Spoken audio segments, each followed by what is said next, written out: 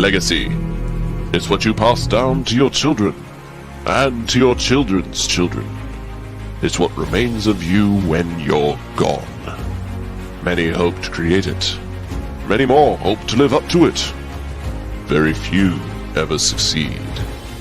The legacy of this show hopes to be about what Westeros means to us, and what we hope it may mean to a new generation of fans, and the generation after that.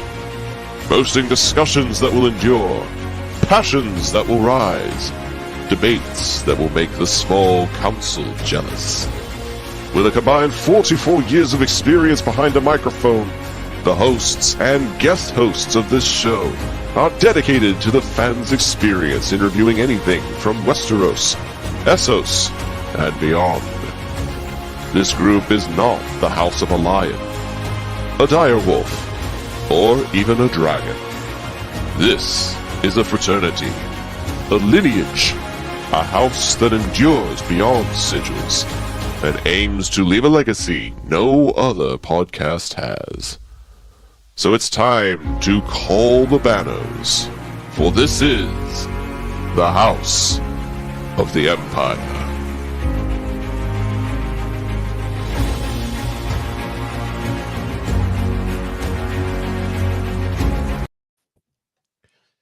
Good evening, everybody. This is House of the Empire, recapping Season 1 of House of the Dragon, a Game of Thrones, I'd say spinoff, but I think prequel is probably the better term. And I don't know if any of us knew before seeing this season, how much of a direct prequel this would be to Game of Thrones, yet still 170 plus years before that show. Joining me on this episode, it's the one and the only. It's Zach. What's going on, man? What's up, dude? Happy Halloween, man. I know we both just kind of got back from giving out candy or picking it out, depending on which side of the doorway you're on. My wife Edna really enjoys getting to be a part of this holiday. So at the time that we're recording, I'm literally just getting back from trick-or-treating. So the spooky season is very prevalent, and there's probably very few scenes in Game of Thrones that are spookier than a certain chase scene that happens in the season finale of season 1 of House of the Dragons. So I think it's very appropriate that we get to touch on this a little bit tonight and just kind of relive some of the memories that we've got from experiencing this show. Yeah, I said to someone, and this is by no means a shot at this movie. I said to someone after seeing the finale of House of the Dragon, I said, there are more scary parts in this episode than there are in all of the final David Gordon Green Halloween movie, Halloween Ends. And maybe that's to the detriment of that movie, or maybe it should be because of just how well the season finale was shot and how it hit the tone. Pardon me, you're going to hear fireworks going off, so I'm going to do my best to stay focused, everybody. It's Halloween. People are stupid. It is what it is. I felt massive suspense, and for me, that's my favorite type of horror is suspense in that final episode, especially during that last sequence. It was, I had an idea what was coming, but still, it was like, okay, when's it coming? There was a lot of when is it coming? There's a lot of how is it going to look? Because there are certain depictions that appear in the source material that came across a little bit differently, but not necessarily in a bad way. Because it did give you that thrill and that sense of impending doom that I would quantify the experience for me felt very similar to probably how I would imagine a lot of people experienced the movie Jaws. The sense of there is a big bad out there that is beyond human control, that humans are trying to control and they cannot, and it's going to come back to hurt them in a really big way. but you don't know when. And so the waiting and then the payoff felt very similar to the type of intensity that you get with the first Jaws movie, in my estimation. You're muted, buddy. Get a lot of suspense, not seeing the shark, but the build up to, Mhm. hey, when's Bruce gonna pop up his head? Mhm. And he finally does. Obviously, we know now that there were some logistical reasons behind them not showing the shark as much in Jaws. Steven Spielberg didn't like the way it looked. Mhm. I think the dragons look fantastic in season one. It's true. Um, so they could have showed them. And I'll say this for a show that's gotten lots of complaints, specifically about how one episode was filmed this season in terms of the lighting, and then the stuff in season 8 with the long night episode. I didn't think there were lighting issues at all during that battle sequence in the storm. I thought it was very, very well done.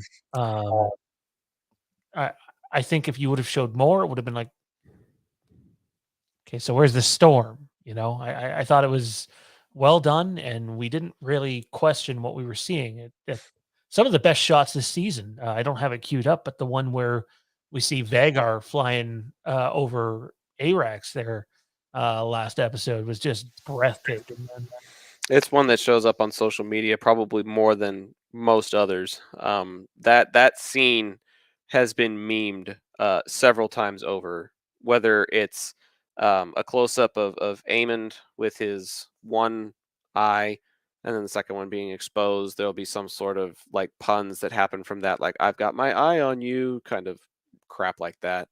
Um, but then there are others that are like pro sports memes. Like in the Texas area, the Houston Astros swept the New York Yankees in baseball. And so it was like a picture of those two dragons, and obviously one's bigger than the other. So it would be like a caption that says Astros, and it would be pinned over over Vagar, and then it would be Aaron Judge's 60 plus home runs or something like that. Basically meaning it means nothing. Judge's fantastic season means nothing because here come the Astros. And so it was a very highly highly memed sequence, and rightfully so, because you were alluding to the fact that lighting was an issue in the past show, and how it's not excuse me, in this scene.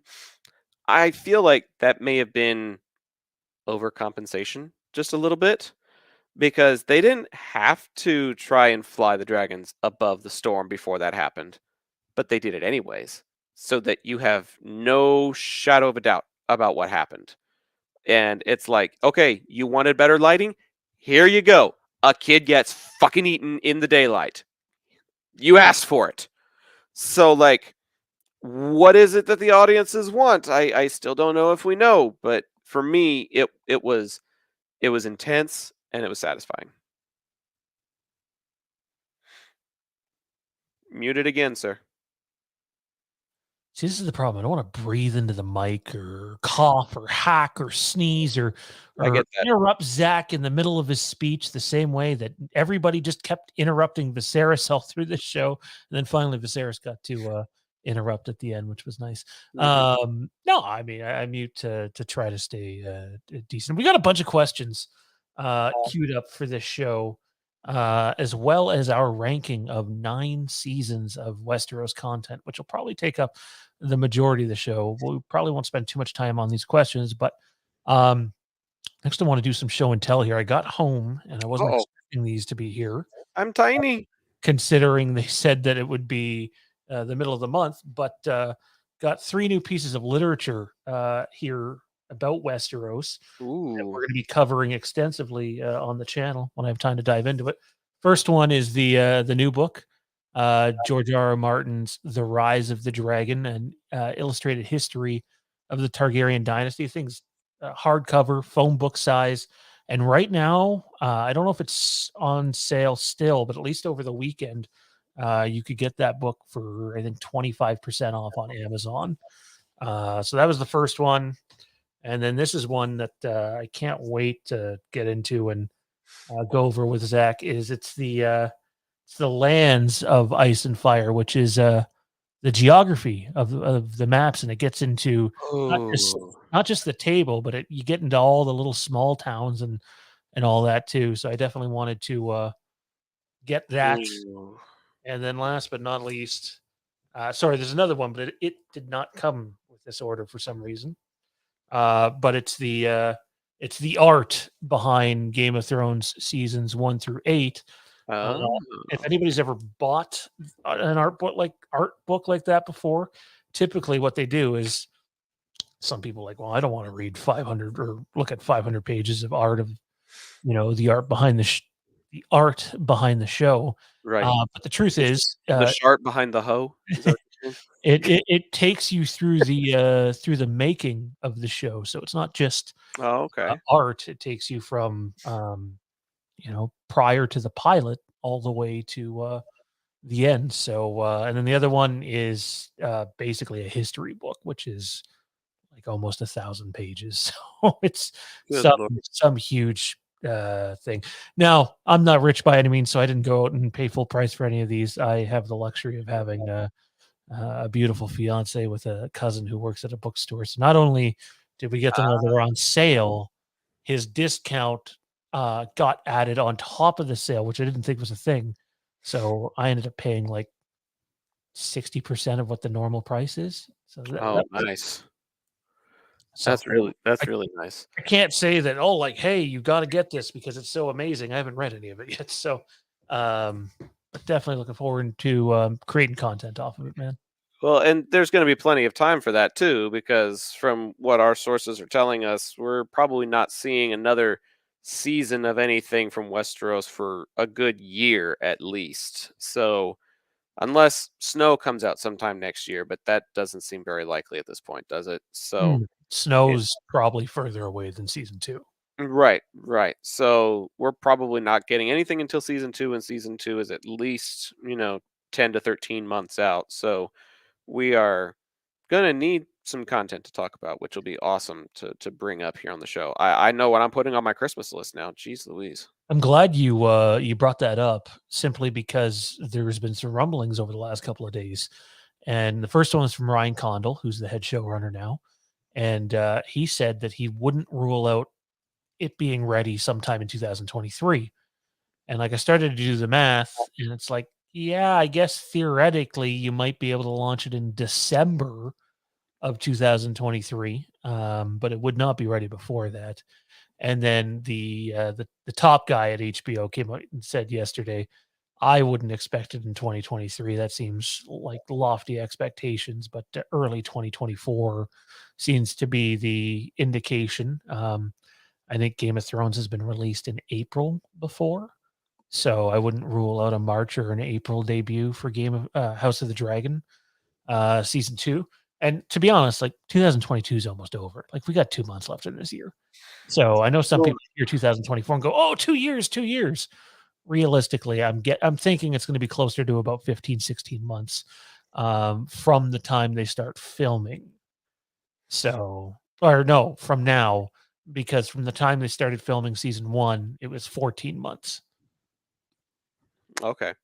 Although there's But probably a lot more action involved in season 2, so well, yeah, I guess you do have to account for that, but I think the other thing you have to account for with season 1 was all of the restrictions that they had in place while they were filming, yep, which extend most of them, if not all of them, have been lifted by this point. So there should be a bit more ease in the set piecing of it all and the creation of it all, with not having to worry about as many masks or as much social distancing between takes and how long you're allowed to be exposed to somebody, each day or at each point in time. So, not having to be as meticulous about that might help streamline the process. But like you said, there's going to be more action pieces that you're going to have to choreograph and coordinate on and put more CGI into potentially. So it could end up offsetting. You ready to dive into this, man? Yeah, I'm stoked. I know there's only the 2 of us tonight, but go for Kieran it. did send me his list of seasons, so we'll show those a little later. Brief recap of season 1. It's pretty simple. We start off with the Great Council, and Viserys gets named the heir to the Iron Throne. We fast forward some years later. We pass, like, I think it's more than 20 years in season 1 of House of the Dragon. If you start from the Oh, I see. From the council meeting. I thought you meant like that was your first time jump, and I was like, no, I'm pretty sure Rhaenyra's only like 14 or 15. oh, for sure. No, yeah. I think you pass more than 30 years from the Great Council. So, Yeah, it would and have to be because I think the older Rhaenyra, the second half of the season, Rhaenyra is supposed to be either at or just past 30, isn't she? yes, I believe so. A little older than 30 now. Yeah, Towards the end so of the we're season. probably looking at around 32 to 35 years that get covered over the course of the first season. When I heard they were doing that, I was not sure how I would feel. I know there was some rumors for a while that we would be just in current timeline, and then we'd flash back kind of Arrow style. Can I just say I'm, like, really thrilled they didn't do that, man? Like, I was really worried that they were gonna go that way, and yet I was still not convinced covering that much time in 10 episodes, was gonna hit for me, and it hit surprisingly well, for me anyway. It hit better for me than Arrow did, but I think after about 3 or 4 seasons, Arrow started feeling like they were beating a dead horse further into the ground, and I did not feel that with the storytelling of season 1. So, might be an apples to oranges comparison, but I think it definitely started things off on a good foot. I don't know if I'd call it the right foot, um, but I did enjoy it more than Arrow. However, there were some things that I probably wasn't as big a fan of, if I'm being totally honest. Yep. And I don't know if I need to get into that now or if that's something we get into a little bit later. But there were a few elements of going over that much time that did feel a little bit jarring to me at times. The crazy thing is it turns out that, George R. R. Martin wanted to cover more more time than that, so And HBO wanted to cover less. yeah, a lot less, so So this is kind of the middle ground, I guess, is like instead of, doing stuff that goes all the way back to Rhaenyra's childhood and covering more stuff between when the time skips happen, that would have been what Martin would have wanted. And didn't you say that HBO wanted to pick up in like episode 7 or episode 8, something like that? Like that's it's where they wanted to Ferris's death. start. Yeah, they wanted to Yeah, start with Ferris's death. they wanted to start there. And so I guess that's a decent medium, but that doesn't mean that I completely agree with how they went about doing all of that, I guess, is where I'm coming from. Yeah, I'd agree with that. It's not perfect by any means, but, Right.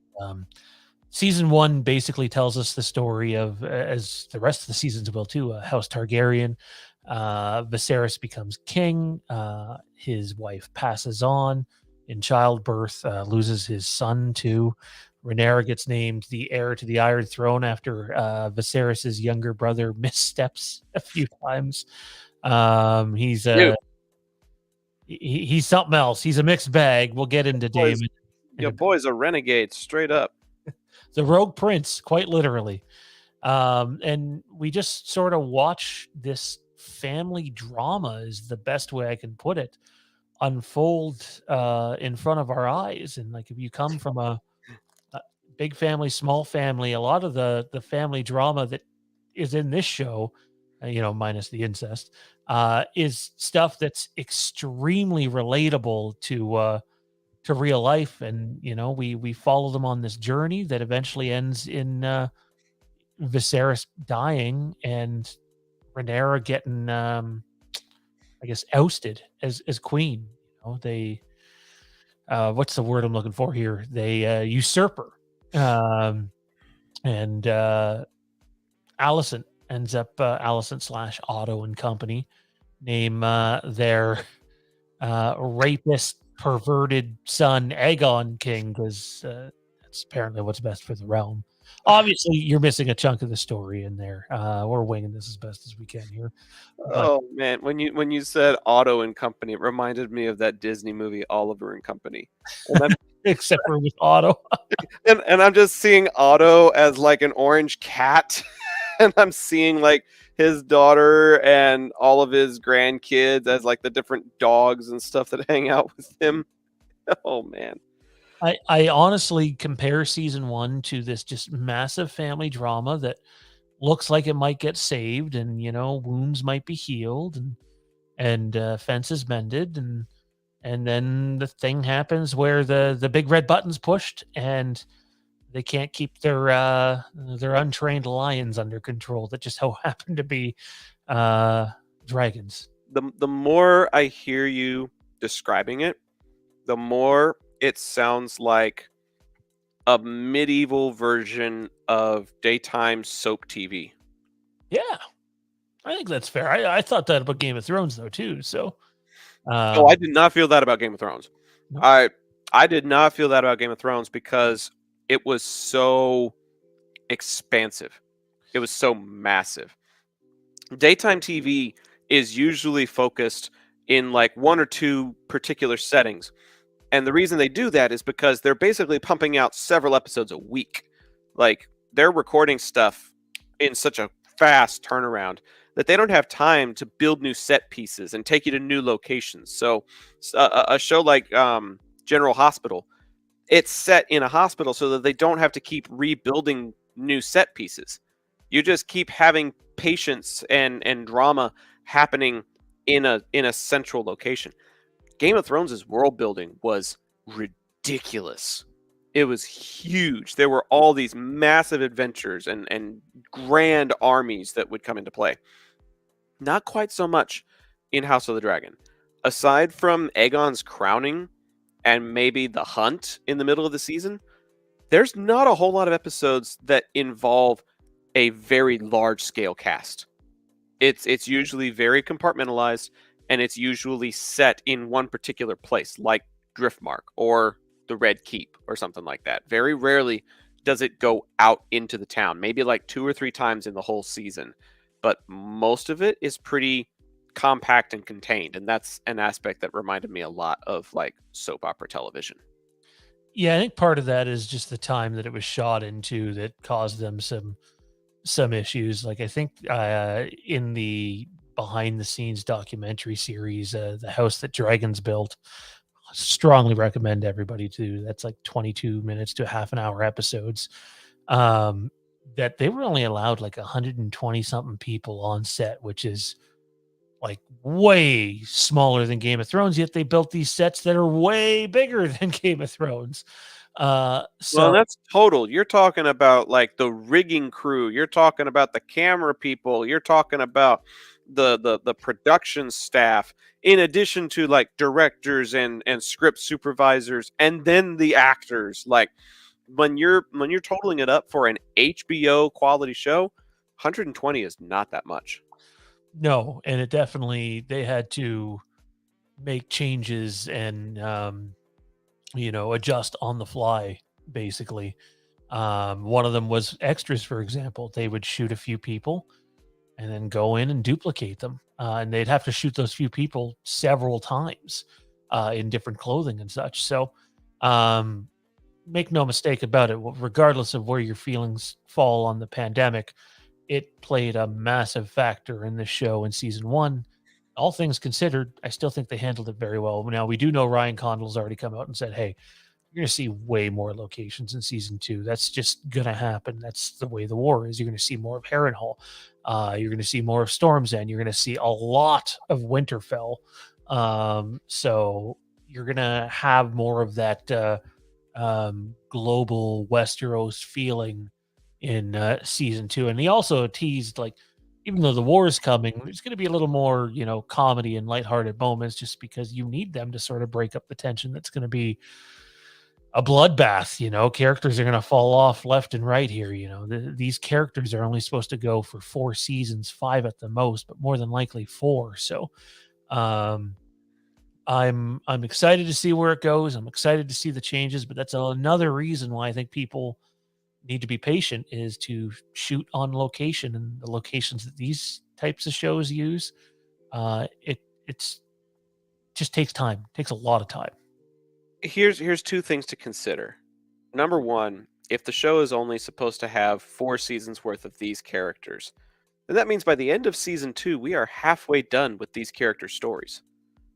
And so you need to be progressing the story a little bit quicker than the 8 seasons you got from Game of Thrones. You've got to move things along a little bit, which means, like you said, characters are going to be dying off. And so that is definitely a factor that has to be accounted for. And number two, um, with the pandemic having its restrictions lifted, that means that there's more opportunity for extras to serve as soldiers in this wartime set piece. So not only are you going to get to explore more locations, but you're going to have an opportunity for more people to be on set, to be on location, to be a part of some of these big epic battles. And so I think, as many nitpicks as I may have for season 1, I definitely have some pretty high hopes for season 2. Richard says, loving the show. Stuff from the books to the show. I'm a little confused. Are you talking about Fire and Blood? If you're talking about Fire and Blood, man, and Richard and I have known each other a very long time. If you're talking about Fire and Blood, I think it's really important to know that none of Fire and Blood is told from a POV view. It's people recounting the history, a history that can be, let's say, lied about and manipulated, and so they were pretty adamant going into this show that, hey, they are told from a unreliable narrator's perspective, which is why you've seen some changes in season 1, and it's why you'll see some changes going forward for sure too. At the end of the day, they can stick to the source material as much as they want, but if HBO sends down a note saying, "Hey, we really don't want to be doing that," what are you going to do? Tell them no? Good luck with that. Yeah, there's an old phrase that says history is written by the victors. So the maesters that are under the good graces of whoever comes out on top at the end of this bloodbath are the ones that are going to be writing the histories in a perspective that gives favor to the ones whom they serve. So if history is written by these victorious maesters, then the stories are going to be slanted, and they're not going to give the whole context. They're not going to give the whole perspective. And I think that's one thing that is really beautiful about this show is you can see where the maesters may have come from when writing these different perspectives, but then the show also gives you the opportunity to be a little bit more objective in your decision making and seeing the fuller picture, the fuller context, and lets you decide for yourself what you think the outcome of the story needs to be. It's not necessarily a choose your own adventure kind of thing like Bandersnatch, but you do get to kind of dictate your own mental narrative instead of allowing the maesters to dictate it for you in books like Fire and Blood. If I want to get a little bit more religious, there are some religious texts that are written a very same way, where back in early centuries, certain religious texts got written by certain European monarchs, and they controlled the narrative because they wanted to control what people believed. And so I don't think that this is entirely inaccurate based on human history. You take the texts that are important and you write them in a rather slighted and subjective manner, and it clouds the big picture. So yeah, you can totally read Fire and Blood. I'm going to read Fire and Blood during the off season just so that I have an idea of what to expect. But by no means am I going to expect it to be identical to season 2. I am not going to read Fire and Blood. I own it. But I'm trying to stay as I'm usually the spoiler guy. Can't wait to, read all the spoilers. But when it comes to Game of Thrones, I try to stay as hands off as I possibly can. I know certain events that are going to happen. Um, Sadly, I know how the Dance of the Dragons ends, at least from Yeah, an that unreliable narrator's point of view. And then they mention it several times in Game of Thrones too. But then again, it's like, did it really end that way? Or is that just the way characters 170 years from now know it as? yeah, because the history books are written by hand, and they're written by the hand of a fallible man. So yeah, maybe the show is going to end differently than how the book ends, but I think I'll be able to be a little bit more. Um, I don't know. I don't want to call it open minded, but just have fewer expectations of a show when it has brand new material like Snow. Snow is going to have, basically no source material that it's going to be working off of. So I can go into that wide eyed and bushy tailed and have no idea what's going to happen and just enjoy Westeros for what it is. But I think just because I'm going to be antsy for some kind of Westeros content in the interim between seasons of programming, Fire and Blood is just a logical choice for me to try and read up on a little bit while I have the time. Oh, for sure. I get it. I intend to. It's going to take me forever to go through all these books and just the history of Westeros book too. So although I'm going to skip the Dance of the Dragons part, I'm thoroughly looking forward to just diving into Westeros because it's honestly, man, fandom wise, it's probably become my favorite fandom. All time, I'm always a Star Wars guy, but I just have a more positive feeling about just the Game of Thrones franchise right now than I do the Star Wars. It probably goes Game of Thrones, Star Trek, and then Star Wars for me. My family has always known me as the Star Wars guy. If I have family members that don't know what to get me, I get some sort of a Star Wars collectible for my birthday or for Christmas. And don't get me wrong, I'm grateful for it. I love it, but I really don't know what I'm supposed to do with a Kylo Ren plate set. I, but if I got any kind of book that has to do with Game of Thrones, I'm gonna eat that shit up. You know what I mean? So I'm grateful. I'm always grateful for the gifts that people give me because they're thinking of me. But I think those that really, really know me will know that I'm probably leaning more towards like Star Trek type of memorabilia and like Game of Thrones related collectibles and books. So that's just the season that I'm in right now. Yeah, no, I totally get that. And like lifetime wise, like it's gonna be I mean, Star Wars is like my first love, right, in terms of fandom. So Well, the Jurassic franchise is kind of making a little bit of a comeback too, but it's hard to put that higher up just because it's only got a few movies and then a few seasons of a TV show. If it can just do a little bit more on a little more consistent basis, it would probably climb a little bit higher. yeah, we're gonna have to keep our eyes and ears open about another TV show with that franchise that may be in development. So we'll have to wait and see what happens there. Uh, I know we're off track here, but you brought up your family, so I have to ask: has the other Mr. Arnold seen House of the Dragon yet? Mm, that's a good question. I have not shown it to him yet, so unless he's watched it on his own, I don't believe so.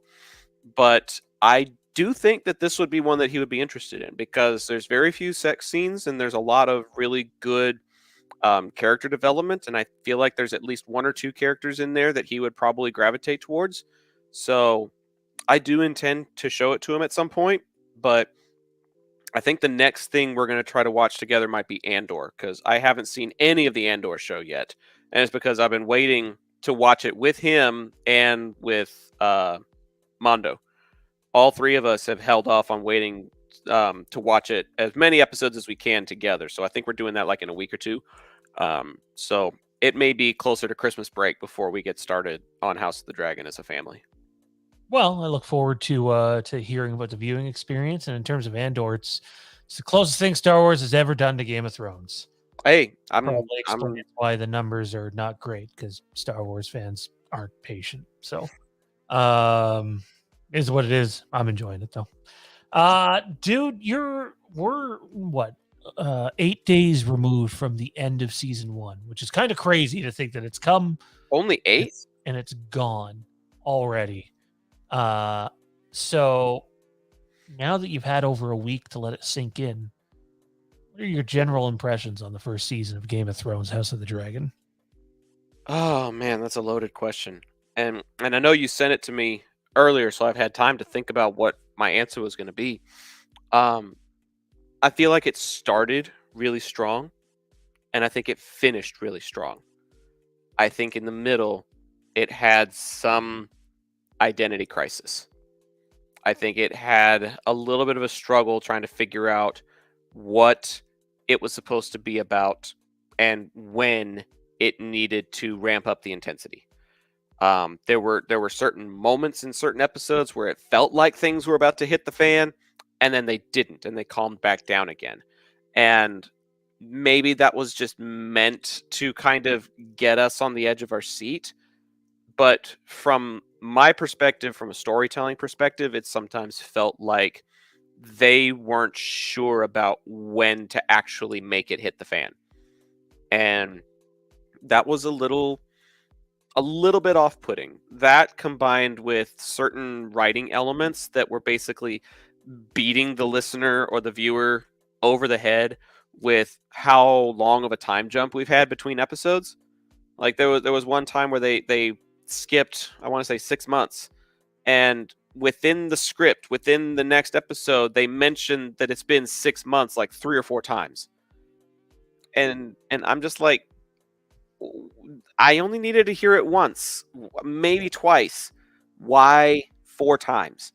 So there were some things that I would have gripes with in the middle of it, but I think the first episode was a really good tone setter, and I think the final episode did what it set out to do. I wouldn't necessarily call it a cliffhanger, but it definitely left me wanting more, and I don't have more. So I'm anxiously waiting for season 2, which is basically what a cliffhanger would do.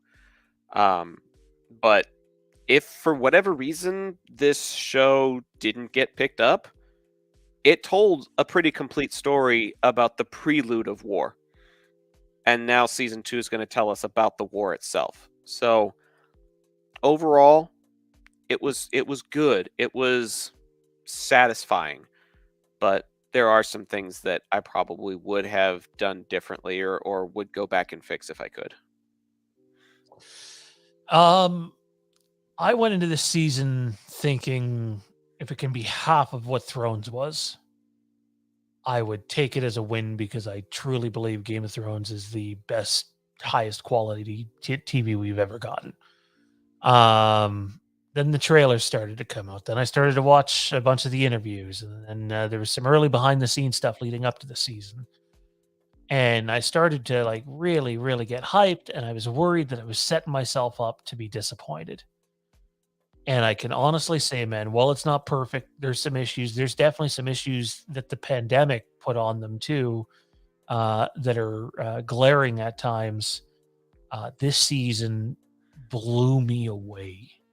Like, I did not think that the biggest thing I was worried about is, will I gravitate towards any of these characters, knowing that they're all new for me personally. They're not Jon Snow. There's no Dario Naharis there for a deeper pull, or a Danny, or any of the characters from Game of Thrones, Arya, etc. Jorah, Team Jorah. There we go.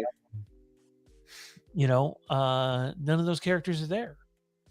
Right. And yet I thought they found a way to introduce, whether you're in their corner or not, new compelling characters to gravitate towards. And I think one of the ways that we're able to do that is even though we still only spent 10 episodes of these characters, we've spent a significant portion of time with these characters during their lives.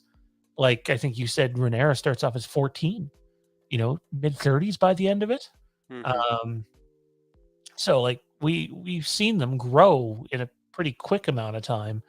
Um, but I also think the acting, man, is one of the things that did it for me. I believe that as good as the acting is in Game of Thrones, I think it's far superior in House of the Dragon. Well, comparing season one Game of Thrones to season one House of the Dragon, I can't think of a single person that gives the performance that Patty Considine.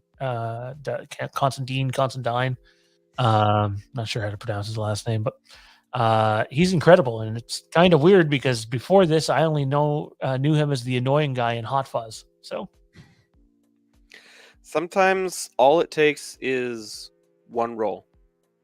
All it takes is one role. And I'll admit, Viserys was one of the surprises for me in this show. The first episode or two, I was like, okay, he's interesting, but I didn't really know where his character was going. By episodes 7, 8, 9, I was Team Viserys more than I was Team Rhaenyra or Team Alicent. Like, I I so appreciated what he was trying to do. And I know that the title that they gave him was tongue in cheek, but his title of his reign, Viserys the Peaceful, was very appropriate for what he was setting himself out to do.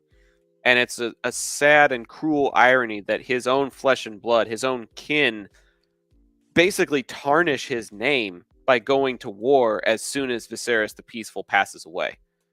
Like it's really really sad when you think about it from that perspective. But Viserys's character was so compelling in this show that he got a text from the man himself. George R. R. Martin wrote him and said, "Your Viserys is better than the Viserys I wrote." I don't think there's any higher compliment for an actor than to play a character better than how the character was written in the source material. That is just such a great, great achievement. And I'll probably end up mentioning that again at some point in a future podcast episode because it's going to bear repeating. Viserys's character in House of the Dragon was better portrayed and even better written than the Viserys that George R. R. Martin originally created. That says a whole damn lot.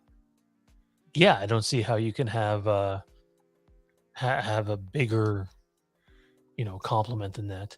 I think he even went as far to say it makes me want to go back and rewrite stuff now based on Patty's performance, and That's insane. that's remarkable. That is extremely high praise. What impressed you most about the first season, man?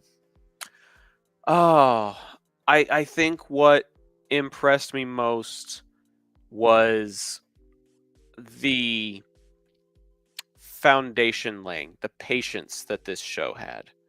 Because there's not a lot of shows that will take the time that this show did to lay the groundwork, to build the characters, to create and then destroy relationships. Like the first few episodes, you see Rhaenyra and Alicent as friends at court, and then by episodes 9 and 10, it's just the coldest of shoulders.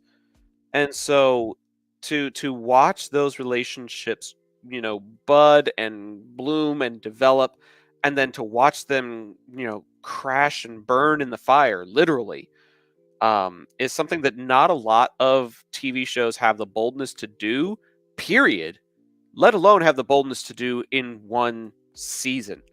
So there are some pieces of storytelling that are really, really good. And then there are some others that kind of make it feel a little more mixed for me. But the time that they took with all of these fantastic characters, like the ones that you're seeing on the screen. If you're listening after the fact on Spotify or something, please check out the YouTube video as well, because there's some screen grabs of some very phenomenal actors and actresses that you just believe that they are this character. You believe that Matt Smith is Daemon. You believe that Steve Toussaint is Corlys Velaryon. You just believe that these are who they portray, and to have that kind of instant believability is a credit to the casting, and it's a credit to the storytelling of the season. Yeah, no, I think another thing that season 1 does well for me personally is it was a show called House of the Dragon. And I was really worried that they were gonna maybe cop out a little bit, dude, and just be like, "Hey, here's a bunch of dragons with not a lot of story to lead up to it." And I thought they utilized the dragons in season 1 extremely well. From Balerian's skull all the way to Vagar tearing apart Arax. I Could they have shown more? Yeah, but I thought they showed great restraint. We know we're going to see much more of them, and I thought they showed up at the appropriate times. It would have been easy to be dragon, dragon, dragon, dragon, dragon, but instead they allowed the actors and the actresses to build the show. They leaned on the writing, which helped build the show, and then the dragons were kind of the treat on top. But that we didn't need to wait several seasons to get at their full power. Yeah, I mean, it would have been so easy to just be like, hey, you didn't get very many dragons in Game of Thrones. Here's a shit ton of them. And, just vomit fire all over everything every time. They were used in wartime situations. They were used in critical moments towards the tail end of the season. And so to have them incorporated into the storytelling as well as they were was definitely a pleasant surprise, because I too had reservations that a show called House of the Dragon was going to be a little too dragon heavy to overcompensate for how few dragons there were in the previous show. You're right, we're going to get even more of it in the next season. But much like the laying the foundation of the characters, I think it also has a good foundation that's laid with how the dragons are used, who the dragon riders are, what sizes the dragons currently are, and gives you an idea that maybe they're on their way out. Which is important to remember, as much as we all get, attached to these dragons, the one thing that is not debatable here is the dragons are going to go. They have to. It's part of the story. They're going to die out. Yeah. Yeah. Well, I'm not saying there's not going to be any dragons left at the end of the Dance of the Dragons portion of House of the Dragon before we shift timelines, if they finally get to that. But this is leading to that. These events help lead to that. So, don't get too attached to certain dragons because they might not be around long. All right. So, is there anything you would change? Like anything major you'd change about season 1? How long have we got? Oh man, I'm so glad that we didn't ask this question while Kieran was on the show, because that would have been a whole other episode in and of itself. Yeah, for sure. But there are a few things, and if y'all have watched or listened to this podcast in previous episodes, I have listed some of the complaints that I've had, and I mentioned one of them being the writing. There are some great acting moments, but there are a few instances where the dialogue doesn't feel as genuine or as important or as impactful as some of the scripting that we got from the original Game of Thrones series. And I remember watching an interview with one of the writers. I forget his name off the top of my head, but he was so excited to get the call that he was going to be on the writing staff for House of the Dragon. And then his next thought was, oh shit, because there's so much pressure involved in the way that you script a show of this influence and of this magnitude. And if I'm being honest, I feel like they dropped the ball a couple of times. As a writing major, as a communications major, one of my biggest thresholds, one of my biggest ways of measuring quality is if I look at a film and I think, could I have written this better? Could I have done this better? Not differently. Could I have done it better? And if I am predicting the lines that certain characters are saying, then that either means that I need to be paid the big bucks that these writers are because I'm thinking of the same thing they thought of, or it means that these writers are overpaid because a simple podcast host is thinking of the same bullshit that they just wrote in my show that I'm watching. And so there were some moments where I was like, this does not feel like the caliber of Game of Thrones writing. And the acting does help compensate for it. People like Matt Smith and Patty Considine and Emma Darcy, they are professionals. And they knock it out of the park with what they're given. But I feel like if they were given something better, it would have been knocked even further out of the park. Instead of, like, if we're going to continue the baseball metaphor, there were certain episodes that I would consider a home run. But this is like a home run that barely goes over the outstretched glove of the outfielder, as opposed to like a Aaron Judge home run that just goes into the upper deck because it's just a no-doubter. I had some doubts about some of the writing in this show. And so as a writer, that is probably the biggest thing I would have done differently. And again, I know, like, logistically, it has to do with COVID, but I got a little tired of being at the Red Keep all the time.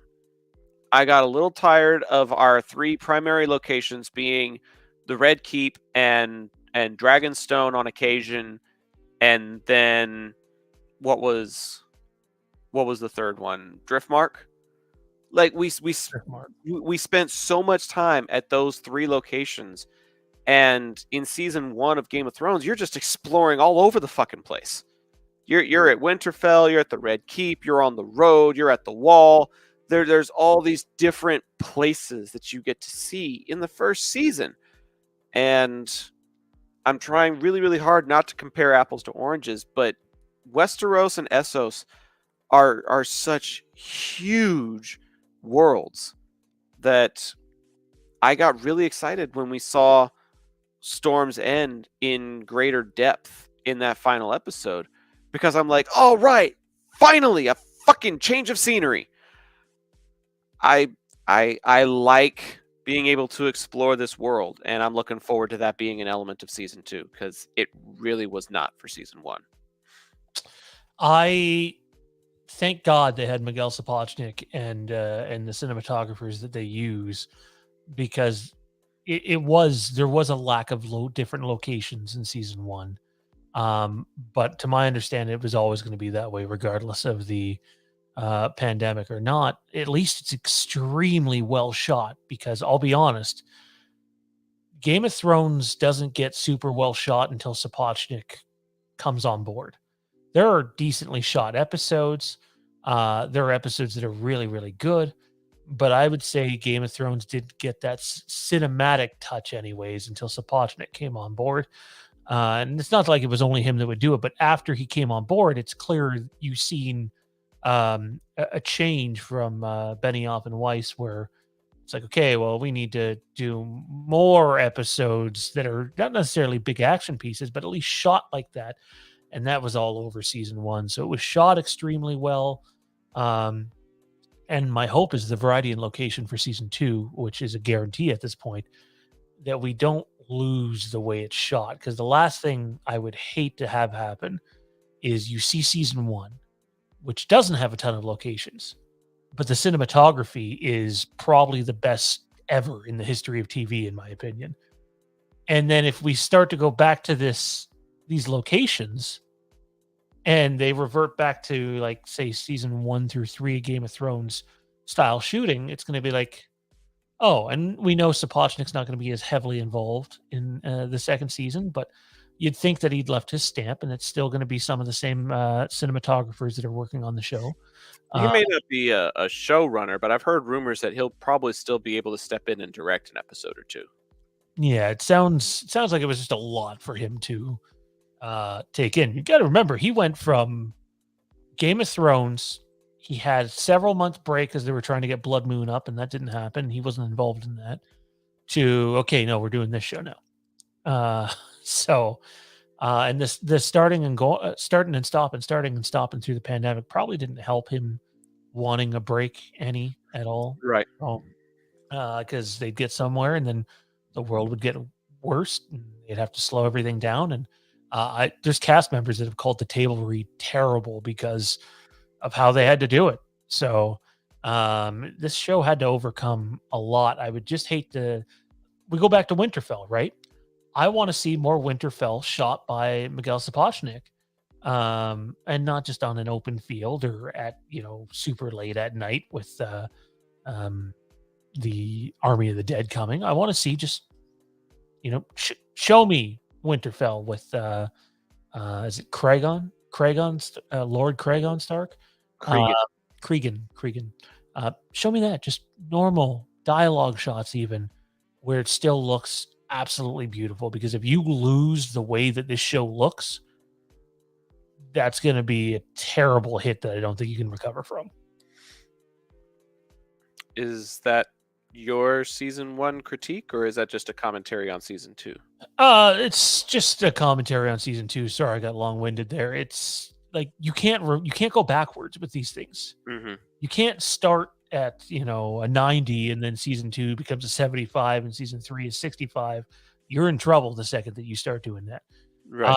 In terms of what I would do differently in season 1 is I don't necessarily feel the same way about the writing as you do. Outside of, I thought episode 1 and 2 had some issues. Sure.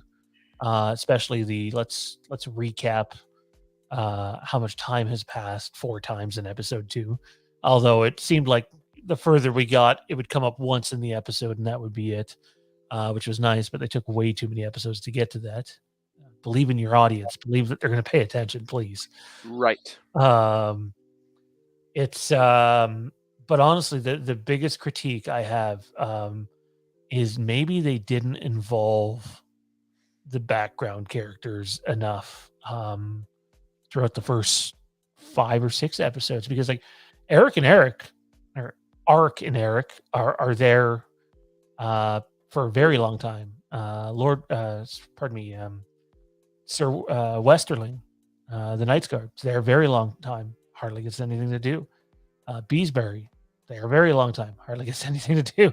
So like they have that Game of Thrones setup done, but up until the last 3 episodes, I wouldn't have known that they weren't extras, to be honest, man. Yeah, I can see that, but I think that could be a writing element. I know you said that writing wasn't your critique, but if you're not writing lines for characters that could have a compelling part of the story to play, then that's on the writing staff for not incorporating those people and giving them lines that could help further the story. So it can be as much of a critique towards what is said as much as it is about what isn't said by other people. And yes, Jade, I saw that as well. And that's why I leaned forward, because I was grabbing my phone to text her. So everybody's calling her out on it now. Did someone break in? No. God, no. No, I just don't live alone anymore. So now there's background characters in my podcast now too. So let me ask you this. I don't mean in terms of favorite, man. And sometimes they're the same, sometimes they're not. Okay. What do you think is the better season of television, taking writing, story, cinematography, CG, choreography, all of it, directing? House of the Dragon season 1 or Game of Thrones season 1? You and I are gonna disagree on this. I know it already, but that's okay. I feel like it's still Game of Thrones season 1.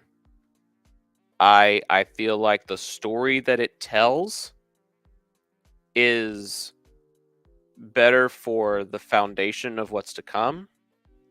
I think it was better written.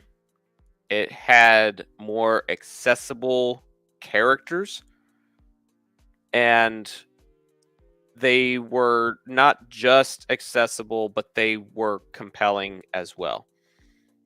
I feel like season 1 of Game of Thrones had both of those. I feel like House of the Dragon had well written and compelling characters, but none of them, or very few of them, were accessible. You didn't have the everyman like Jon Snow was. You didn't really have a sympathetic outcast like you did with Tyrion. You didn't have, quite the man of action and man of honor that Ned Stark was. Um, Viserys was definitely a man of honor. He was not a man of action. He was a compelling character, but I didn't see him as a relatable character. And so there are some elements that I feel like are more complete in season 1 of Game of Thrones.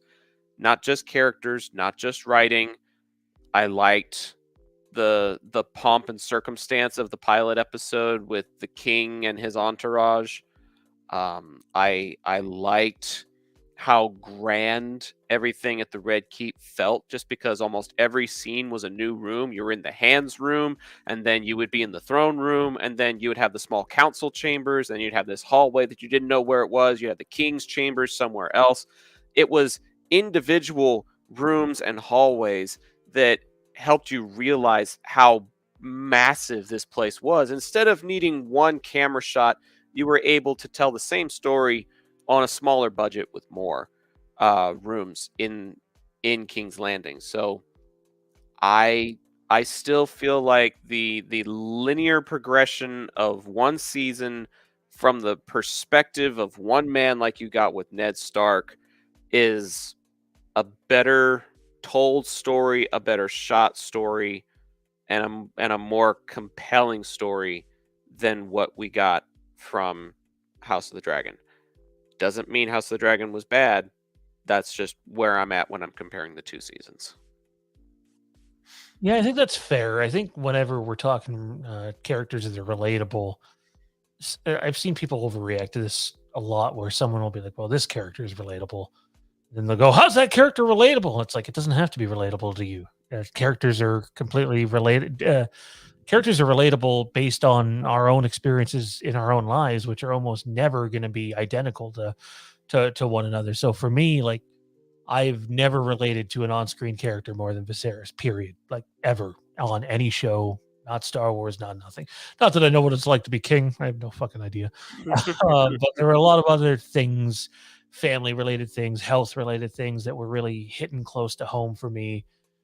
So like emotionally, it really, and I think that's a thing for me with this show, is it hit me in an emotional level that I never expected going in. Hmm. And I wasn't prepared for it. Like, I wasn't going, okay, how's this gonna, really, tug at the heartstrings, and it ended up doing it. Especially as someone that comes from like an extremely divided family that tried to hide it for a very long time, and eventually everything sort of just blew up. We weren't melting each other's houses down with dragons. um, but it so for me, I think, honestly, you kind of made my job easy here, man, because I was wondering how to break this down. Is I just think I relate more to House of the Dragon season 1 than I do to Game of Thrones, and maybe that's not for everybody. But if I was to take these two shows, 2 seasons anyway, and bring them on the Overlook Drive-In in the way Mike and I do it, The writing would be pretty close. The directing, I would totally give to House of the Dragon, because I think that the actors and the writing in Game of Thrones boosted up at times a lack of direction that's in that first season, which is why it's always, I know you and I've seen differently on this, but it's always towards the bottom of my Game of Thrones rankings. I didn't start watching Game of Thrones from day one. I started after the third season, so I got to binge seasons 1, 2, and 3, and then the first 4 episodes of season 4 leaked, and so like I was able to go 1, 2, 3, 4 episodes of season 4. So I was able to get into the show that way, and I always think back, if I would have had the patience to stick with Game of Thrones after season 1, if I had to wait a year, and I don't know if I would have. Dude, I waited even longer than you did. I binged through all 7 seasons, I think. Like, I started my binge towards the tail end of season 7, and by the time I finished all of the episodes, I finished it like on a Thursday, and the season 7 finale was like that Sunday or something. So like my binge was quite by accident perfectly timed, but I wasn't a day oneer either. And yet season 1 is still one of those ones that stays near the top of my rankings every time. And maybe I don't need the direction quite as much because the writing and the acting takes care of itself for me. I don't know, but it's not like I have any like personal connection necessarily the way you do with Viserys, and everything that you just described makes perfect sense. Just knowing your story from all the conversations we've had behind the scenes, like I get it 100%. But I do feel like maybe I relate to Ned Stark more than I do Viserys. A man of honor, a family man, just trying to do the right thing, living in a corrupt world, trying to figure out how to strike the balance of doing the things that he has to do for his family and for the good of others versus the things that he really wants to do. And it ends up costing him his life because he chooses to do the honorable thing instead of playing the game. And I find it interesting that you and I both gravitate towards the honorable men. Viserys was definitely the most honorable man in House of the Dragon season 1, but his honor did not outweigh his health, and that's what cost him in the end.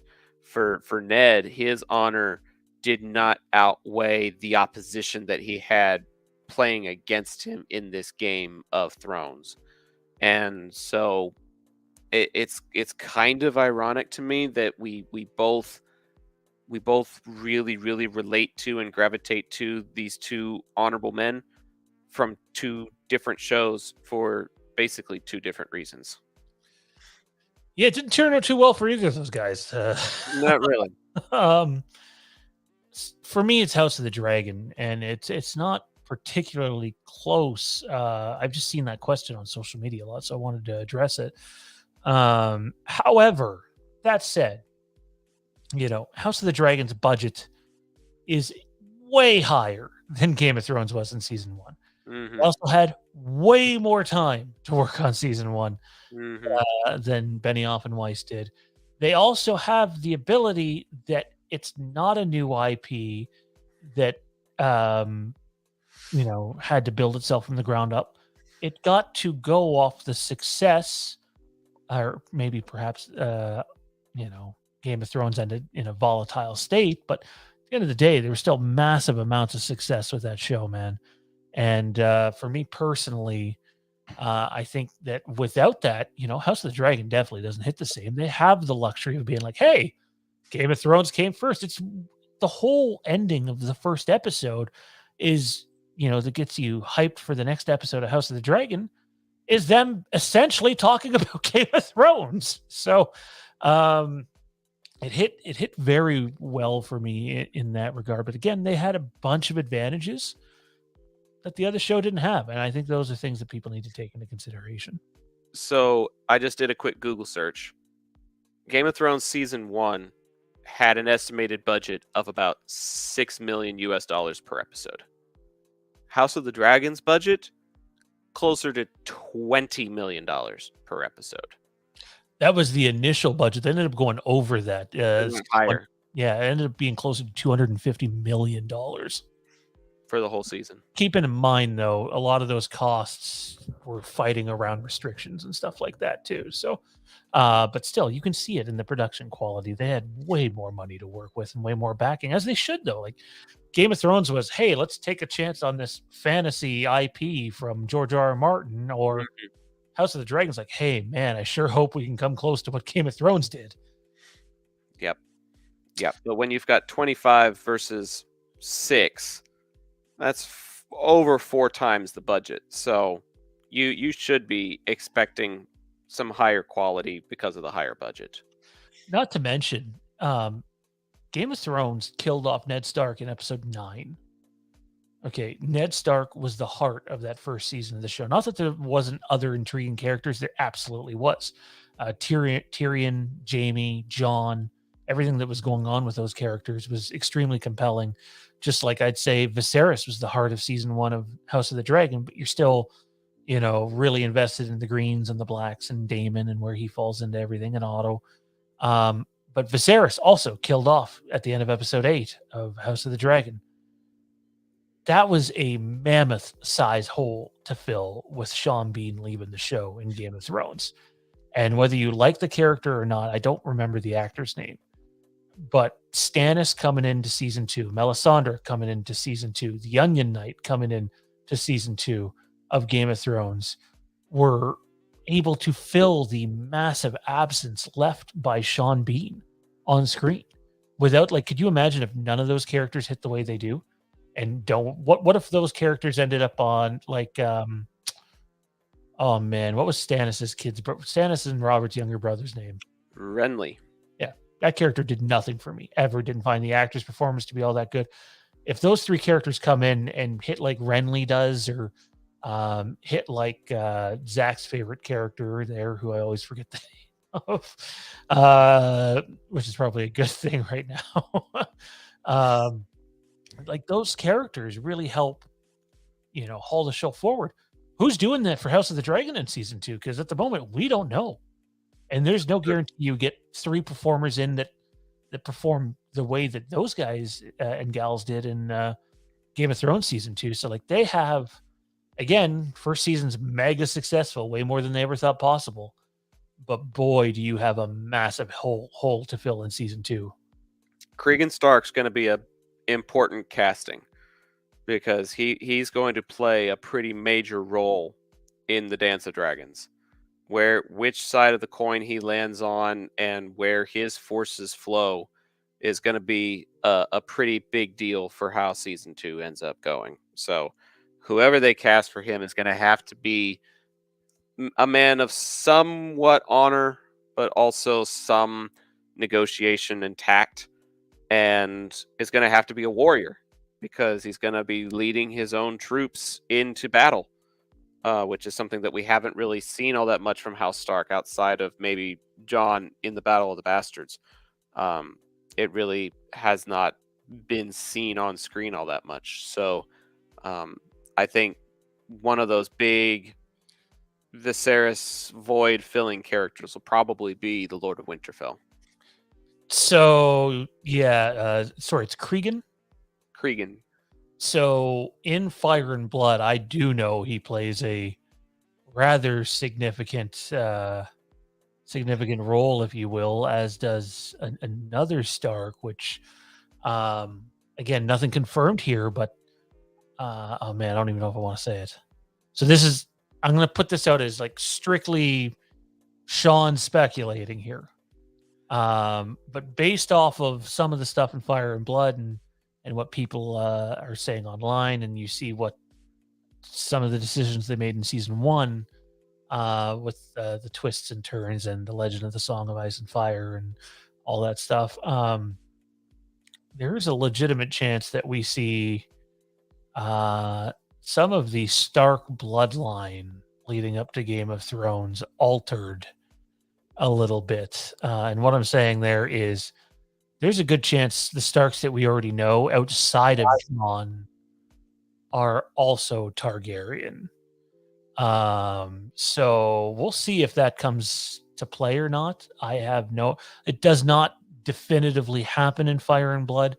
But I think it's something they might do. So You know what I would like to see them do, if we're on the subject of filling the void with new characters. I would like to see the Greyjoys enter the equation, because you're going to need a fleet that is comparable to what the Velaryons hold. And if the Lannisters can somehow get the Greyjoys to ally with them, then that would be pretty competitive with the Velaryon fleet on the other side of the continent. So if we're talking about new players with familiar names, I think Stark and Greyjoy would be two leading candidates for me personally. yeah, I mean, I would say I'd like to see more of the Lannisters too, but what we did see just kind of annoyed me in the season. So it seemed very early season Lannister from Game of Thrones. So Yep. Jade said, to be honest, I thought the Crab Eaters were going to be Greyjoys. I can see it, although they also reminded me of Davy Jones's men from the second Pirates of the Caribbean movie. So I don't really know what purpose they served, because they were considered an uprising and then they were squashed a couple episodes later. Like, I still don't understand the purpose of them, but maybe we'll have better context in season 2. Who knows? Let's get to our season ranking. We probably won't be spending very much time on this as we thought. We'll probably just go through this quickly and give some reasons why. I'm going to read Kieran's off here. He has, and I'm not surprised at all by this, House of the Dragon, dead last, followed by Game of Thrones Season 7, Game of Thrones Season 8, Game of Thrones Season 5, Game of Thrones Season 6, Game of Thrones Season 3, and then his podium in third place is the first season of Game of Thrones. In second place is the second season of Game of Thrones. And in first place is season 4 of Game of Thrones, which has some epic moments in it, like the Viper versus the Mountain being a one that definitely comes to mind when I think of Game of Thrones season 4. Mm-hmm. Watchers on the Wall, which I'm a big fan of, also in season 4. So I don't, I'm not critical towards him over him having season 4 particularly high. I have it fairly high on my list too. Well, I'll tell you what, dude. How about we do 9, 8, 7, 6, and then we can alternate on a 5, 4, 3, 2, 1 countdown. That might expedite things a bit. Yeah. Yeah, we can do that. So for me, I'll kick things off. Season 3 of Game of Thrones is last place for me. Red Wedding's in it, which is a massive moment. But we spend that whole season with Rob doing dick all. Like dick all. The story really doesn't advance at all. Other than he's fallen more in love, and it really takes me out of that season, if I'm being honest, dude. I'm not saying it's a bad season. I can rewatch it. And the Red Wedding is heart-wrenching, and the episode that follows it is some pretty cool Tywin moments. But season 3 for me is dead last, followed by season 1 for reasons I've given on the channel at nauseum. And I think I mentioned earlier today, if I would have started watching Game of Thrones in season 1, I don't know how long I would have stayed with it for. But I didn't. I got to binge, 3 seasons and 4 episodes. Season 8 for me comes in at 7th place. I don't have a problem with creative decisions made in the season like a lot of people do. I just don't. But boy, does it feel rushed. And it's hard to put away feelings about what we were promised compared to what we got. And what we were promised is a lot more than 6 1-hour episodes, essentially, with I think 3 or 4 of them coming in at 80 minutes. Not what we were promised, and it's hard to let that go. Next up, season 2 for me. This used to be a lot higher, but the more I watch some of the other seasons, I dig it. Although, funny enough, I think House of the Dragon reminds me of Game of Thrones season 2 the most. This season that just keeps building, and ends with the dragon fight in episode 10, where season 2 of Game of Thrones build, and then we get the Battle of Blackwater in episode 9. So I think this used to be like my second favorite season of Game of Thrones. That doesn't mean I think it's bad. I love Game of Thrones in general.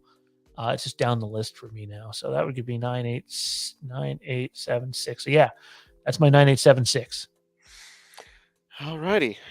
Oh, I actually got pen and paper to it this time. I'm trying to use my phone less. It's a new habit that I'm trying to get into, just so I'm not on my technology and not distracted while I'm doing the show. So at my 9 spot is gonna be season 6. I absolutely hate the High Sparrow storytelling. Any part of the High Sparrow story arc is something that I cannot stand. Wasn't a big fan of Arya's training to be a faceless man in that season either. I don't feel like they did her character a whole lot of justice, although she did come away from it being pretty badass, but the time put in during just wasn't something I was a fan of. The lone redeeming quality for that was the Battle of the Bastards. That's basically the best thing to come out of season 6, in my opinion. At the 8th spot is going to be the final season, season 8. I've mentioned this before, and I think I've mentioned it on this show, House of the Empire, that it's not about the direction that they took the story. I don't really have a problem with the way that it went. It's about the storytelling. It's about the way that it was told, and it can be about the time parameters, as you mentioned. It can be about the writing and the execution. I think it also has to do with the anecdote I provided earlier, where if I feel like I can write something like this, or if I feel like I can write it better, then I feel like I'm wasting my time. And I feel like there were more than a few instances in season 8 where I felt like I was just wasting my time watching it, and so I wasn't a huge fan of that either. At the 7th spot for me is going to be season 2, and it's not really because there's anything bad about season 2. I enjoyed it. It's just there are so many seasons that I enjoy more than the story that got told in season 2. Tyrion becomes the hand and plays the game very, very well. We see Dany's dragon spirit start to come alive when she encounters the people of Karth, and Tywin's chemistry with Arya is really good. But a lot of this is story based. It's build up based, and there weren't as many action pieces as I'd hoped for. Blackwater was awesome, but kind of like Battle of the Bastards, I love Battle of the Bastards, but that's like the lone redeeming quality of that season, and I think Battle of Blackwater is like the biggest redeeming quality of season 2. And then at number 6 is going to be season 5. I really, really like the Sons of the Harpy. I really like Jon getting elected and then getting murdered by his own men. I think that is the best cliffhanger in any of the Game of Thrones season finales. And I think Hardhome is probably my favorite episode of any Game of Thrones that I've seen. So there's a lot of things about season 5 that I really, really like, but there are just, again, other pieces of storytelling, other episodes, and other seasons that I just end up ranking higher than season 5. Season 5 of Game of Thrones is still better than 90% of the television out there. It's just in 6th place when you're comparing it to other Game of Thrones. For me at number 5, I have season 4 of Game of Thrones. There's some big time moments in this season. Um, Watchers on the Wall is one of my, if not, my favorite battle episode that happens. I just love the way they went about shooting that, the 360 shot. They do such a incredible job with that episode. But the season leading up to it, we get Joffrey's death. So, I mean, kudos to that. Tyrion gets in prison. The Viper gets introduced. It was sad his character only lasted one season, but definitely gravitated towards that character. Season 4 had a lot to offer. Coming in at 4th place for me is season 6 of Game of Thrones. Are we doing podium in Oh, rotation? sorry, pardon me. Yeah, my bad. Your go. I just didn't know if we had switched it up and we were just going to do alternating podiums because we were short on time. No, go ahead. Okay. At number 5 for me is actually where I'm putting season 1 of House of the Dragon. It cracked its way into the top 5. It's a very good show, and it's very well crafted, and there's a lot of things that are praiseworthy of it, and there's a lot of things that kind of help set things up for season 2. Doesn't mean that it'll permanently be here. I may need to go back through Game of Thrones again and see if maybe season 5 ends up usurping it because, maybe it's been so long since I've watched it or something.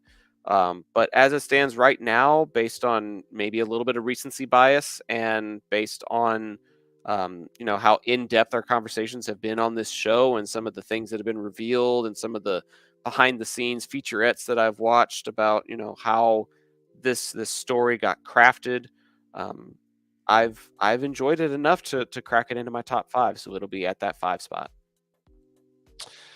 Season 6 for me, Game of Thrones, is number 4, and I think you sort of kind of hinted at the reasons why earlier. There's a bunch of stuff I love with this season. Battle of the Bastards, obviously, being a big one. The Stark reunions we get are really cool, specifically when it came to Jon and Sansa. Tyrion. Tyrion has a big part to play in this season. Theon, even the real return of Theon Greyjoy in this season to an extent, is front and center. But that said, I could deal with season 1, or pardon me, the first season that we had to deal with Arya's Faceless Man training, but when it carried over to a second season, and with the stuff with the High Sparrow continued over to a second season, it really was like, oh, you got two things that I really just am not overly for going on in the show right now. Mm-hmm. Even though I love everything else, it'd be one thing if it was one of them, but it was two of them, and it sort of weighed it down for me. So, Game of Thrones season 6 comes in at number 4 for me. Okay, we are at my number 4 now, correct? Yes, sir. My number 4 is going to be season 4. I really love the fact that early in the season you get a big moment like Joffrey's murder. I was not expecting it to happen that early in the season, and I thought it was a great tone setter for what this season had the potential to be, and I feel like it delivered. You had the Mountain versus the Viper, as you alluded to. You see Tywin in King's Landing kind of asserting his power, and then at the end you see a very ironic and yet somewhat befitting death on the privy at the hands of his son. You see Shay's betrayal, someone that I had kind of come to trust a little bit, thinking, there's one person that's in Tyrion's corner. And then it turns out, no, there's nobody in Tyrion's corner, and he is royally fucked.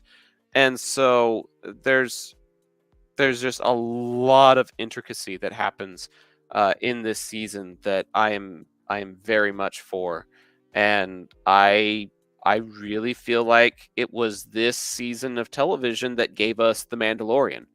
Without it, and without Pedro Pascal's fantastic performance, I don't think we get the Mando TV show that we've got now. Yeah, I don't think you're wrong because that's where you get a lot of that performance from and a lot of that gravitas, if you will. I guess it's podium time. And for me, number 3 is Game of Thrones House of the Dragon season 1. Again, I was completely mind blown by this show. I would have been satisfied if this was in spot 8 or 9, to be honest, for first season. But instead, yeah, it broke your top 5, man, broke my top 3. At the end of the day, it's just remarkable that we're even at a point where we can say, hey, it's close, regardless if you think it's a little better or a little worse. It's close and it's there. And I think that's an achievement. I think that's fair. I mean, considering the praises that you have heaped on it in weeks past, and I don't feel like they're unjustified. It's just my reception to it has been different than yours. Not better or worse. I have just consumed it and critiqued it differently, and that doesn't make it wrong, doesn't make it bad. And for it to be in my top 5 is something that I really wasn't expecting. And I guess I was thinking yours would probably be around the 2 or 3 region, but it wouldn't have surprised me if it had been 4 or 5 either. Like I feel like there's still a lot of really, really high quality stuff from the original Game of Thrones show, but for this to be in competition and to be comparable to so many other things that we've gotten from Westeros is definitely high praise for a show that's just starting out. You brought up recency bias earlier, and the truth is, I'm not really going to know where this season falls for another several months, maybe even a year. It's still Yeah. super, super fresh. But Yeah. what between now and the time House of the Dragon comes back, I will definitely rewatch Game of Thrones. Yeah. And I'll definitely rewatch season 1 of House of the Dragon, and I'll have a better idea where it sits. I wouldn't be surprised if 3 becomes, 5 or 6. But I'm also not going to be surprised if 3 becomes 2. I don't think Yeah. 3 become 1 because I have my number 1 quite high on my list. But what starts off your podium, man? My podium is going to be season 3. I was completely mind blown by the Red Wedding, and as much as the Battle of the Bastards was really awesome, and as much as the Battle of Blackwater was really awesome, Red Wedding was kind of not only a culmination of the season, but was also something that I did not see coming. It hit me out of the blue. It blindsided me. It wrecked my emotions. Watching basically all the people that I had grown fond of getting slaughtered at a dinner party was just not something I was emotionally ready for. It all seemed like such a happy time, and then took a turn for the absolute worst when I was not expecting it. But then story-wise, you get a whole lot of world building, which is something that I really, really wanted from this show, and it finally started delivering it in season 3. You get certain storylines like Arya being paired up with the Hound by season 3. You have the Jon and Ygritte storylines going on north of the Wall. You just have the North in general, things that are going on in Winterfell or following the Northmen as they are marching south. You've got the political events that are happening at the Red Keep. You've got Stannis and his alliances and meetings going on.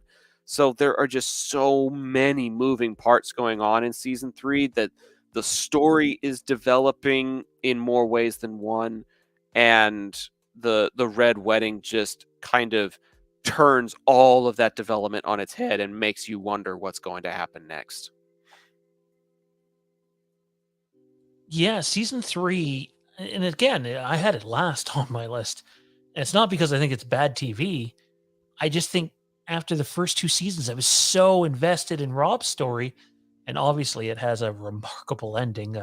Probably a terrible way to put it, but like in terms of TV entertainment value, it's horrifying. Um, but I don't know, man. It didn't resonate for me the way it does for you. However, it is sort of the beginning of our Arya and the Hound journey, and I mean, I have nothing but love for that. That's fair. And like I said, I was not expecting to like sway you over to my point of view with that type of statement. That's just where I'm at when I consume this show. Is I felt like season 3, from a world building and character building point of view, that was where I felt like it hit the ground running and set the tone for those big things that I just talked about that happened in season 4. The runner up for me is season 5 of Game of Thrones. I love that moment with the Sons of the Harpy at the end of season 5, where Drogon comes and he saves Danny essentially. I love the moment. Well, I don't love the moment, but it's heartbreaking to see the Night's Watch use Benjen against John as a way to lure him out. And we see that Hardhome is in season 5. Tyrion's journey in season 5 is something else. Um, Jorah's path to redemption, even during part of that season, is really good. So season 5 hits for me. There's some big sequences in season 5.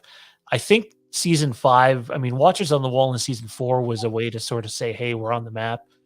But season 5 is when I think that they let everybody know, hey, we're not just primetime television, we're cinematic television.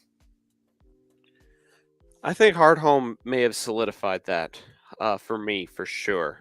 Um, Maybe I just haven't seen season 5 in a while and need to go back through it again. Like I'll be the first one to admit that my time and my availability has been limited lately. And so to have the time to be able to go back through these shows, I have to choose that or choose date night with my wife, or I have to choose that or choose doing game notes to get ready for a football game that I'm doing.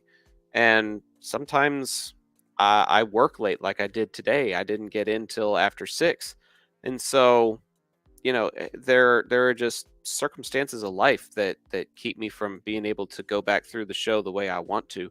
I'm definitely doing it before House of the Dragon season 2, but it could be that I have a lack of recency for this season, and that's why it's placed so low. I could end up having it higher somewhere down the line if we end up doing another season ranking after talking about season 2. Who knows? Maybe I'll have seen season 5 by then. It'll be a little bit higher next time. Yeah, I definitely get it on the not having the same availability that we had before. That's for sure. Mhm, But mhm. even like my last watch through of Game of Thrones, I didn't quite stick to it all the way. But for the first 5 or 6 seasons, I was able to watch one episode a night right before bed. Now there would be times where I, would go 2 or 3 days without seeing one, and then I would hit 10 more days in a row. Um, but I really enjoyed watching it like that rather than, let's watch 3 episodes this day and then 2 episodes the next and then four the next, which I just don't have time for. But typically in the past, that's how I would have watched it. And I liked being able to just intake one episode a day. It was kind of nice. Well, the wife and I end up staying up late on a fairly regular basis, and I'm not proud of that, but maybe we can find a way to incorporate that into our routine as well. My runner up is the inaugural season, season 1. I think it's a great foundation for the show. I think again it has some great writing and some great acting. I love the immersion that it gives. I felt very much lost in another world and lost in another time when I watched this for the first time. And it reminded me of things like Lord of the Rings while also simultaneously introducing me to something completely new. and I was hooked in season 1. Like, I was all in on whatever this show was based on the storytelling and the characters and the um, depth that this series went to, how adult natured it was. I had never seen anything that took the risks and took the approach that season 1 did. And it was just a clincher for me and helped me realize that there's more out there in the world of television than just, a PG episode of Star Trek. And there's more out there than just Boromir getting shot by an arrow 3 times in the first Lord of the Rings film. Sean Bean has range, and he was able to display it a little bit in this season before his head got chopped off. I still want to see a medieval movie where Sean Bean just has a nice day, because so far he hasn't had much luck with that. But season 1 was like the thing that got me into this world, and I'm always going to have fond memories and a soft spot for it. So it's at number 2. Hey, at the end of the day, regardless of season 1 being very low on my list, without its success, the show doesn't work. You know, it became a launching pad for this whole universe, and I'm not knocking book readers or anything like that, but like there isn't a fifth of the amount of attention on those books or the world of Westeros if it's not for Game of Thrones. The winner chicken dinner for me, not surprisingly, and I think it's the same for you, man. So maybe we can go back and forth with this a bit here to close out the show. We run a little long, big shock. Is Game of Thrones season 7? Yes, sir. I do have one knock on this season, and that is the short amount of episodes. I would have liked to see season 7 as 10 episodes. If they had 3 more episodes to this, but depending on what's covered, man, I think it already might be the best season of TV ever produced. But I dig this season. The big battle sequences are awesome. We finally get, the Song of Ice and Fire coming together, Danny and John coming together. Yep. Jorah returns to Danny's service. Jamie and Braun see the dragon attack for the first time. The acting done in that scene is just phenomenal. The big set pieces. And Beyond the Wall is my favorite episode of Game of Thrones ever. And then we get the big meeting in the dragon pit at the end. Like this season, in my opinion, offers you a little bit of everything, including the return of Gendry. So I waited a long time for season 7 and instantly fell in love. And to this day, several years later, I still think it's the best season of Game of Thrones we've ever gotten. It's just so fun to watch all of these things finally converge the way we anticipated they might. For so long and for so many seasons, we see Daenerys building her strength and building her armies and building her relationships with her dragons, knowing full well that the world of Westeros is not ready for what she brings to the table. But at the same time, Daenerys is not ready for what the North has in store for her.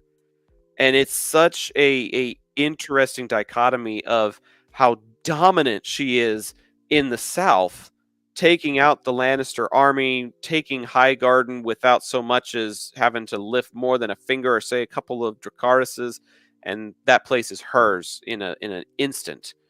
But then Beyond the Wall happens, and she tries to swoop in against the army of the dead, and the next thing you know, she's down one dragon.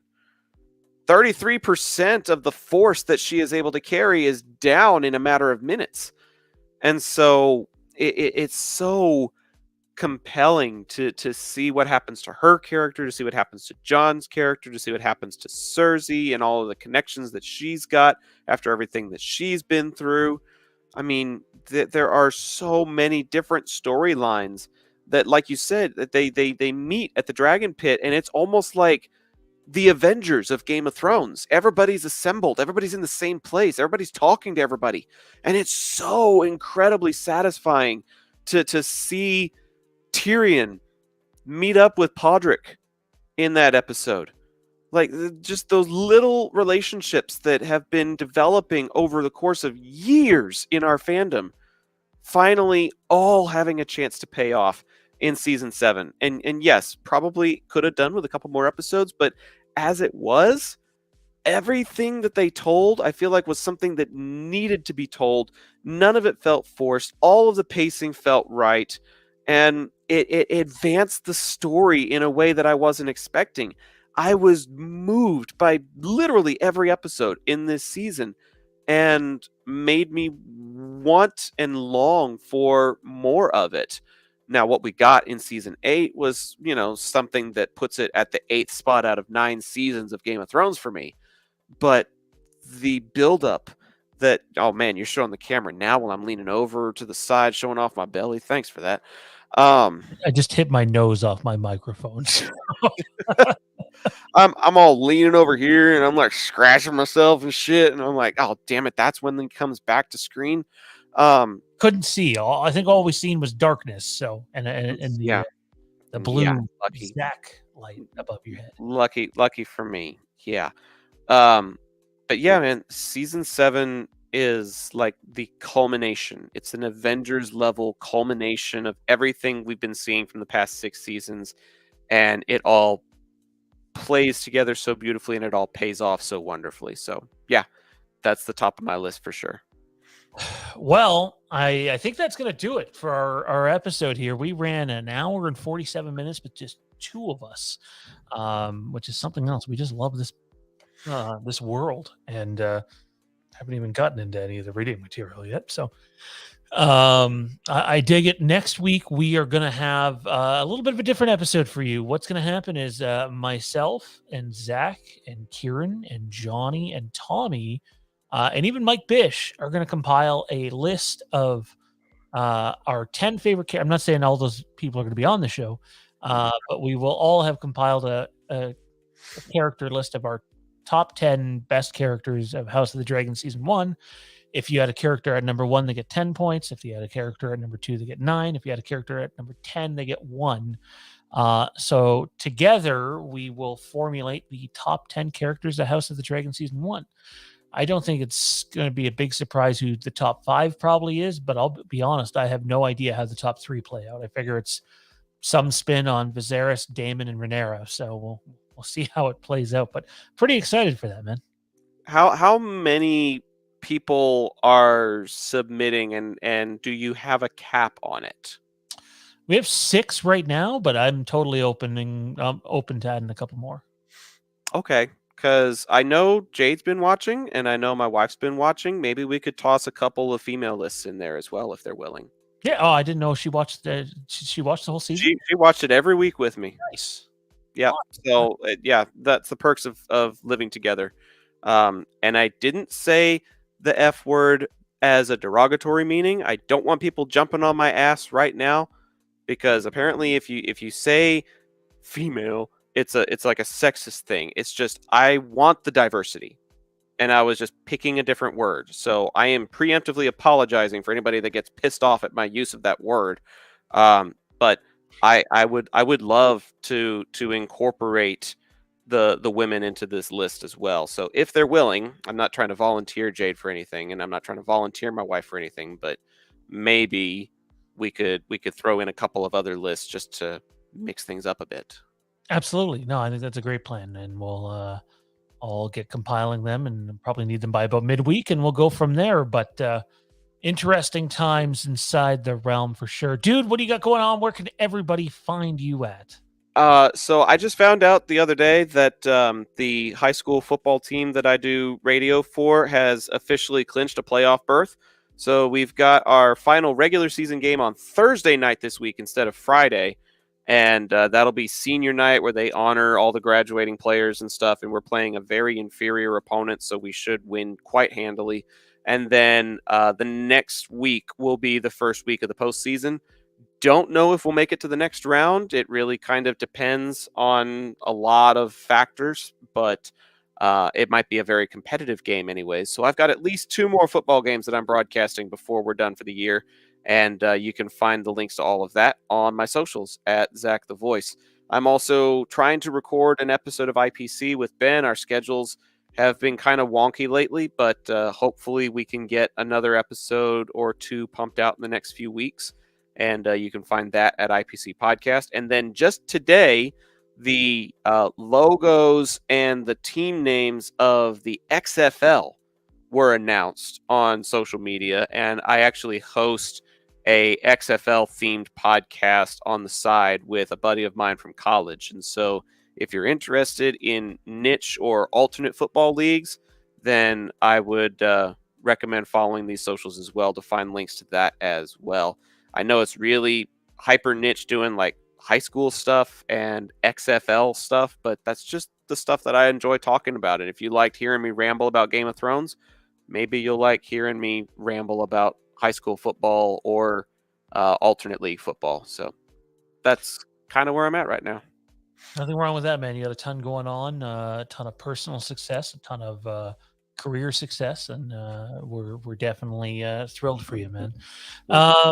You can check out Making the Shape on the channel. It's a Halloween series that we're doing where we put out a new video every couple of weeks that dives into not just the making of the movies that did happen, but the movies that were in production that didn't happen. And there's several of those.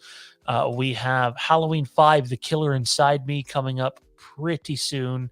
We also have Moose Too Far, the Star Wars podcast with Ian and I, and we're going to go over the I'm trying to think when the last time we recorded. I think we're talking Tales of the Jedi next. So be on the lookout for that.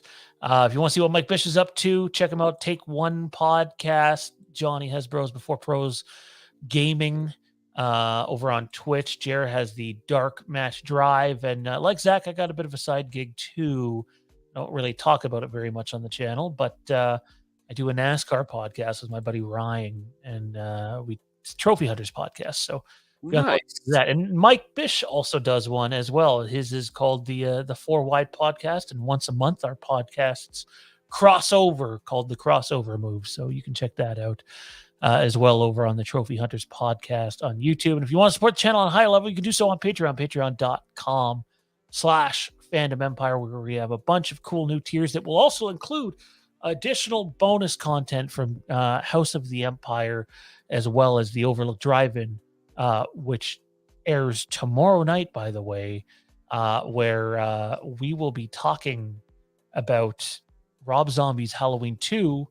And I have a feeling that our news is going to get derailed by the Friday the 13th news that has come out today. So be on the lookout for that. But for Zach and everybody else at the channel, thanks for tuning in, and we'll see you next. By the way, someone said earlier, I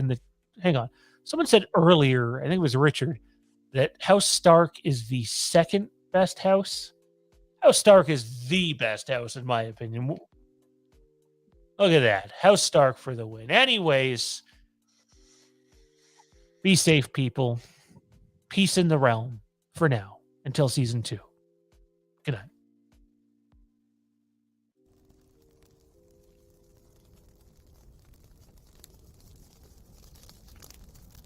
The idea that we control the dragons is an illusion. They are a power men should never have trifled with. One that brought Valeria its doom.